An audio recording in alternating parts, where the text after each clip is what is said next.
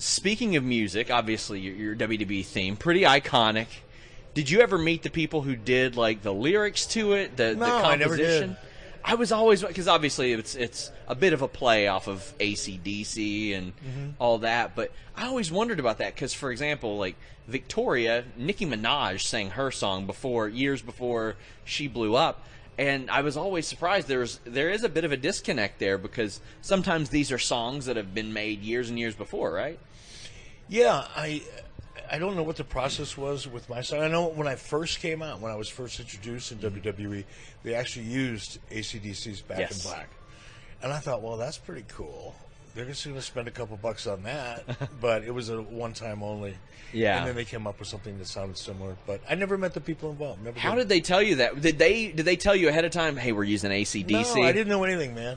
Wow. I didn't ask any questions. They didn't give me any information. I just showed up and it played. It was kind of cool. That is fantastic. I love that. And so when they switched it, did they say, well, we're going to switch it? Or was that another surprise when you came out? Honestly, I didn't really notice it. Wow. You know, because for me, when I get my head in a weird zone, you know, I try to, and there's so much going on that it's just noise. It's like static noise in the background. I don't really hear it the same way the people at home hear it, or maybe even the people in the arena hear it. So I didn't even really notice it till I got home and watched it on television. And went, oh, wow, that's a different song.